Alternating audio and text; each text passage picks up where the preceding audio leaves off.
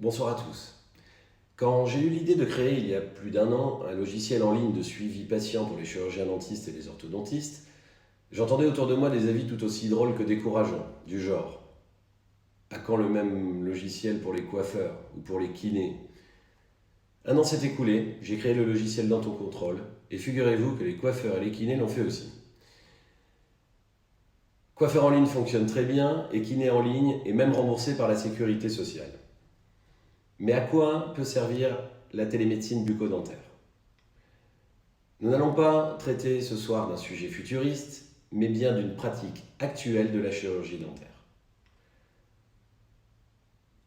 La télémédecine bucco-dentaire est devenue une réalité du quotidien de notre profession.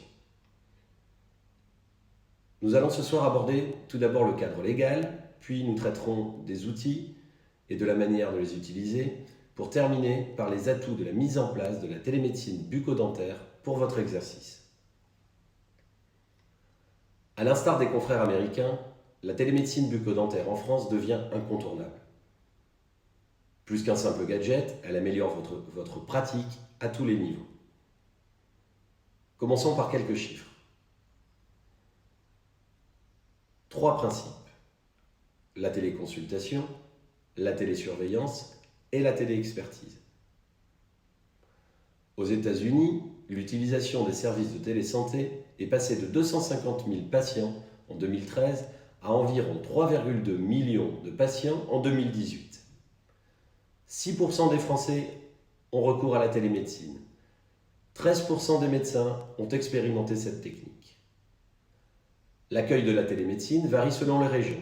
36% de patients favorables en Normandie et 45% en Île-de-France et dans le sud-est de la France. 600 000 consultations en France au mois de mars 2020. 1000 patients ont utilisé la plateforme en ligne de télémédecine bucco-dentaire d'Antocontrol du 10 avril au 10 juin 2020. Que disent la loi, les autorités et nos instances? La télémédecine est l'un des 4 points majeurs de la modernisation des pratiques médicales du plan Ma Santé 2022 pour une meilleure organisation des professionnels de santé au bénéfice des patients, mais aussi pour eux-mêmes. Tous les patients sont maintenant concernés par la télémédecine. En dentaire, le terme de télémédecine bucco-dentaire a été retenu. Il s'agit essentiellement de téléconsultation, de téléexpertise et de télésurveillance. La Haute Autorité de Santé a défini les conditions d'utilisation en mai 2019 pour les professionnels médicaux. Elle précise médecins, chirurgiens dentistes et sages-femmes. La téléconsultation a pour objet de permettre à un professionnel médical de donner une consultation à distance à un patient. Un professionnel de santé peut être présent auprès du patient et, le cas échéant, assister le professionnel médical au cours de la téléconsultation. La téléexpertise a pour objet de permettre à un professionnel médical, dit requérant, de solliciter à distance l'avis d'un ou plusieurs professionnels médicaux, dits requis, en raison de leur formation et de leurs compétences particulières, sur la base des informations médicales liées à la prise en charge d'un patient. La télésurveillance médicale, qui a pour objet de permettre à un professionnel médical d'interpréter à distance les données nécessaires au suivi médical d'un patient et, le cas échéant, de prendre des décisions relatives à la prise en charge de ce patient. L'enregistrement et la transmission des données peuvent être automatisés ou réalisés par le patient lui-même ou par un professionnel de santé. Les actes de télémédecine sont réalisés avec le consentement libre et éclairé de la personne. Chaque acte de télémédecine est réalisé dans des conditions garantissant l'authentification du professionnel de santé intervenant dans l'acte et l'identification du patient. Le praticien devra proposer au patient un rendez-vous physique s'il estime que la téléconsultation n'est pas adaptée à la situation clinique du patient. La capacité du patient à bénéficier d'une consultation doit être prise en compte. Si le patient en exprime le besoin, la présence d'une personne de son entourage pour assister ce patient selon ses capacités est possible. Dans ce cas, la personne présente doit s'engager à respecter la confidentialité des échanges. Alors maintenant, une question qui nous intéresse tous, le remboursement de la téléconsultation bucco-dentaire par la Sécurité sociale. Nous sommes tous en attente. Je ne me fie plus aux informations contradictoires, alors je ne vais pas vous dire de bêtises, je l'attends avec beaucoup d'espoir. Je vous invite à interroger votre conseil de l'ordre et vos syndicats. Voyons maintenant quand utiliser la télémédecine bucco-dentaire. Elle permet d'établir un prédiagnostic, d'organiser les plannings par la prise de rendez-vous à distance et de classer les cas selon la nature du traitement envisagé.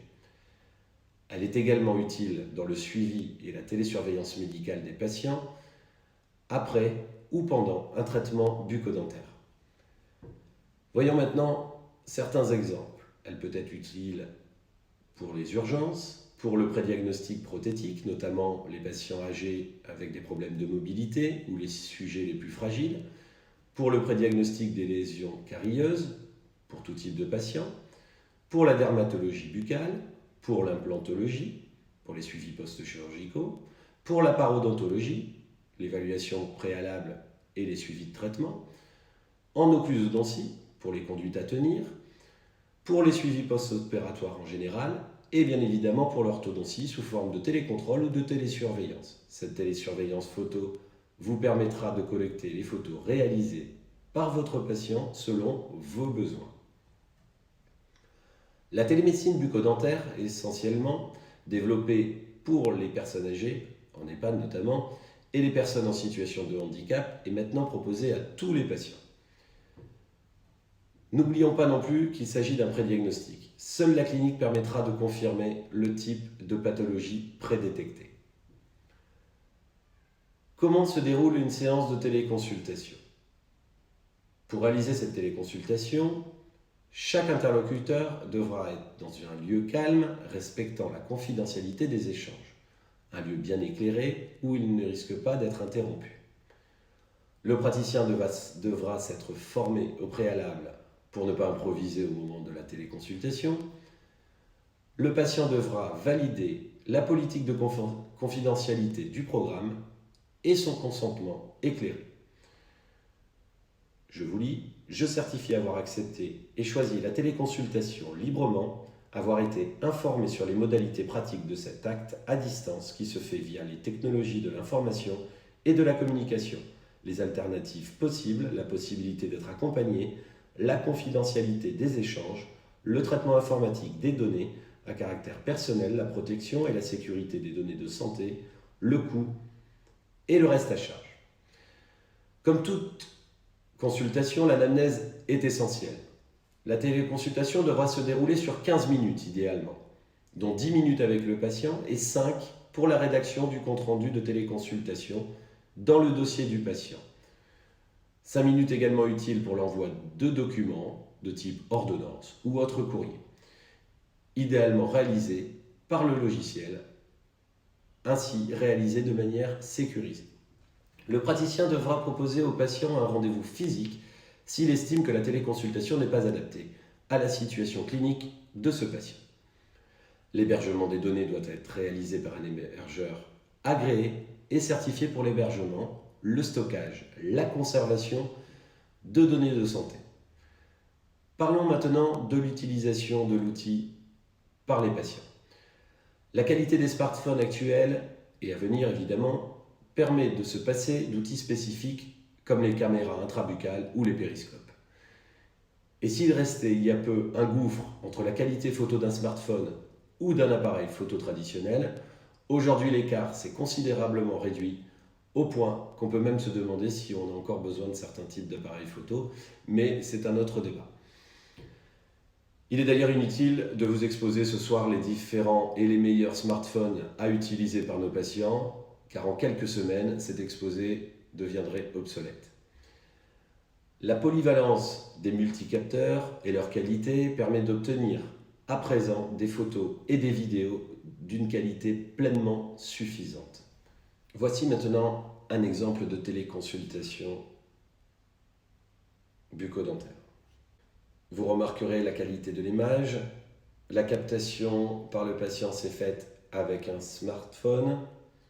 Vous remarquez à quel point les détails sont perceptibles et la faisabilité du prédiagnostic est évidente. Voyons maintenant les avantages de la télémédecine bucco-dentaire. Elle améliore tout d'abord l'hygiène dentaire des patients. L'utilisation de systèmes de télésanté pour connecter les patients aux praticiens est devenue un outil important pour améliorer la santé bucco-dentaire de nos patients.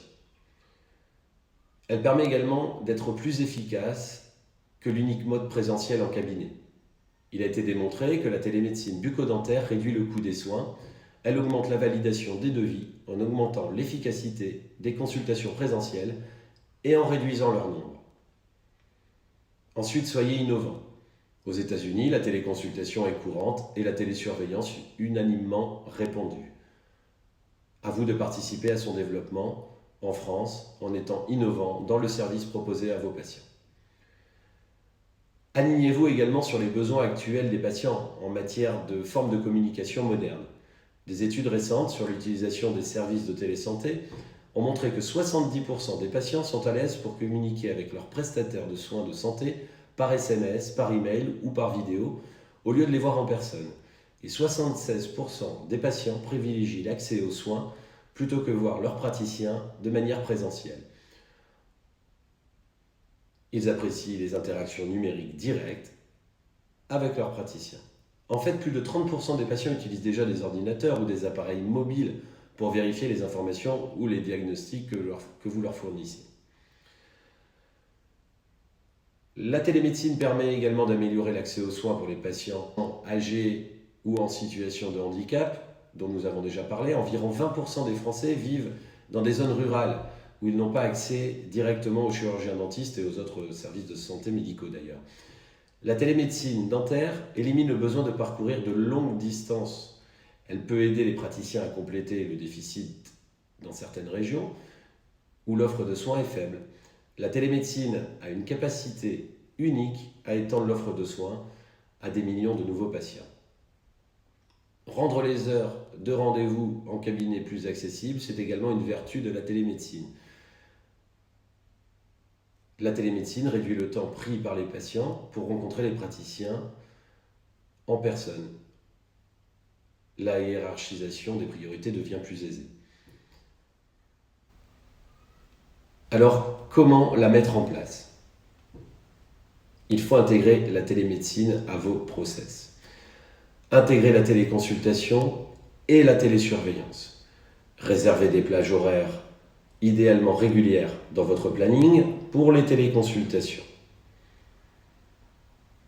La télésurveillance est plus rapide. Moins de 2 minutes suffisent pour contrôler des photos et envoyer un message à votre patient.